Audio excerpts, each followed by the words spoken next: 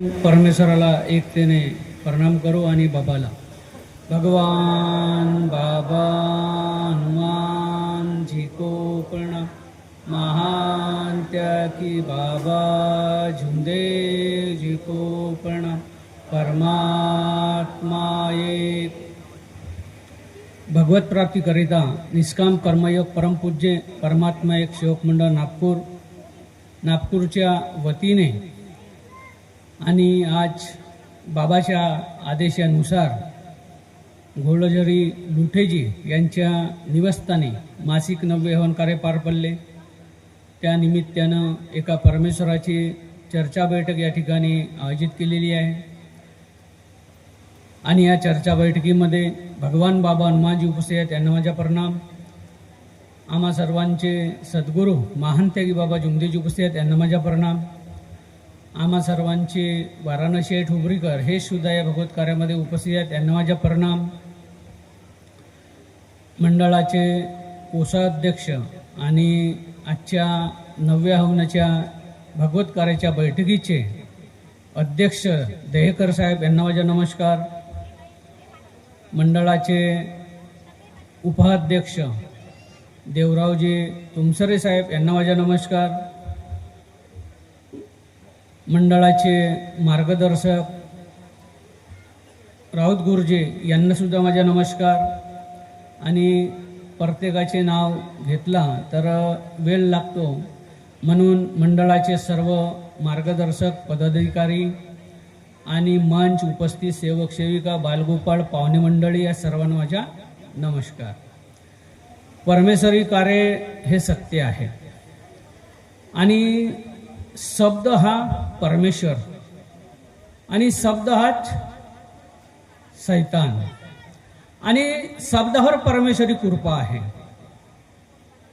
बाबांनी सांगितलं शब्दावर परमेश्वरी कृपा जागृत आहे।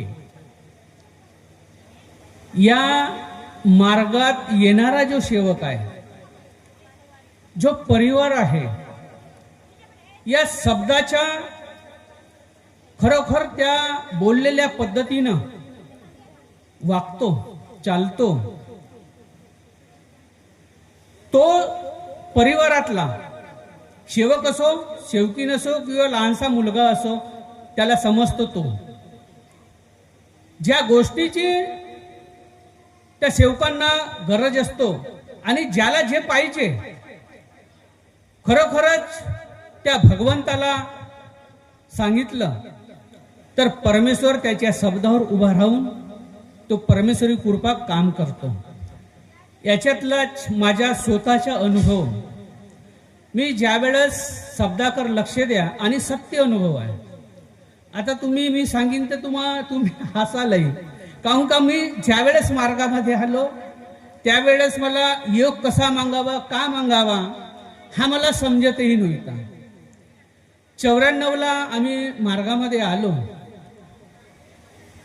आणि परमेश्वरी कार्य आमच्या घरी चालू झाले। चालू झाल्याच्या नंतर मला असं वाटलं आणि पहा सायंकाळच्या प्रार्थनेमध्ये मी त्यावेळेस कुवारा होतो, लग्न झाला नव्हता। योग मागणे म्हणजे मागणे असं मला वाटला, म्हणून त्यावेळेस मी असा योग मागितलो का ही परमेश्वरा माझ्या लग्न होईल त्यावेळेस मला मुलगा झाला पाहिजे पहिला।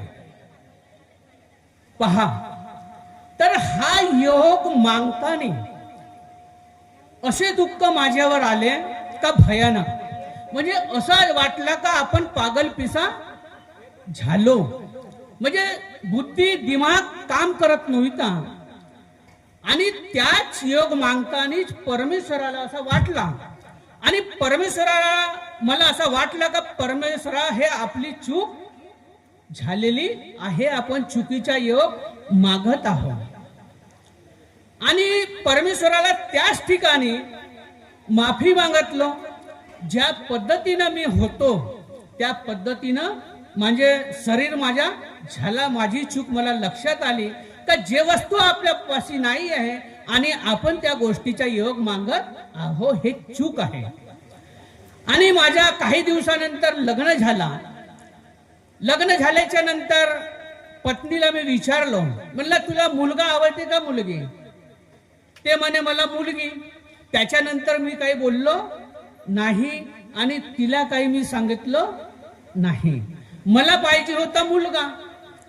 तर पहा, काही दिवस झाल्याच्या नंतर पत्नीला मी सांगितलं नाही आणि परमेश्वराजवळ ज्या महिन्यामध्ये मी परमेश्वराला सांगितलं तर परमेश्वरा या महिन्यामध्ये माझ्या पत्नीची पाळी रोखल्या पाहिजे आणि महिना समावल्या पाहिजे.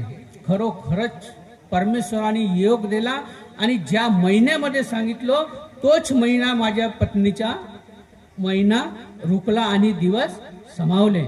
9 महिने झाले, मुलगा झाला.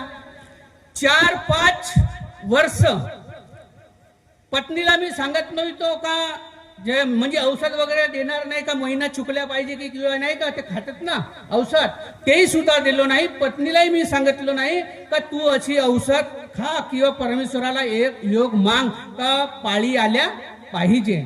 परंतु मी स्वतः आपल्याला 4-5 महिने मुलं पाहिजेत नव्हते वर्ष, तर त्यावेळेस मी परमेश्वराला योग मागत होतो हर महिन्यामध्ये का परमेश्वरा माझ्या पत्नीची पाळी आल्या पाहिजे. खरोखर हर महिन्याला पाळी येत होती.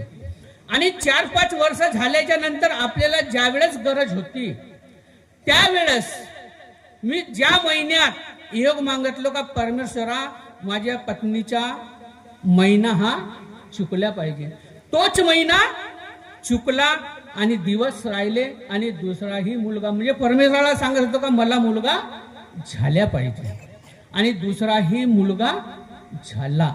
म्हणजे परमेश्वरी कृपा हे शब्दावर आहे किंवा नाही, ज्याला अनुभव येतात. मी आधीच सांगितलं, जो शब्दाचे पालन करते, शब्दाला जपतो, वेळेला महत्व देतो, अशा पद्धतीच्या ज्या परिवारामध्ये करतो ना, अशाच परिवाराला परमेश्वर शब्दावर त्यांच्या काम करत असतो.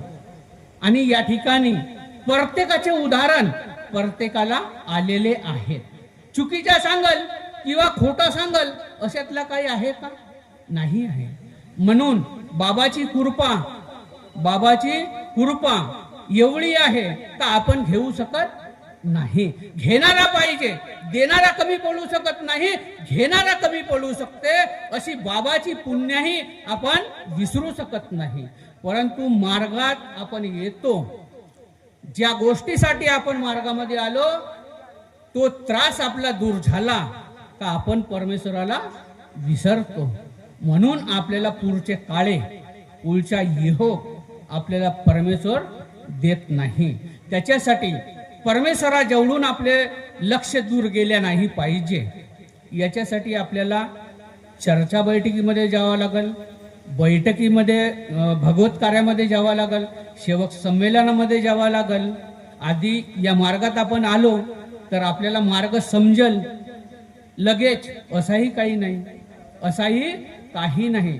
कोणी या मार्गाचा सेवक मोठा होऊ शकत नाही. ज्या दिवशी परमेश्वरामध्ये विलीन होईल तो दिवशी या मार्गाचा खरा सेवक. म्हणून वेळ काही आहे नाही, म्हणून एवढेच बोलून मी माझे 2 शब्द याच ठिकाणी बंद करतो आणि सर्वांना माझा नमस्कार.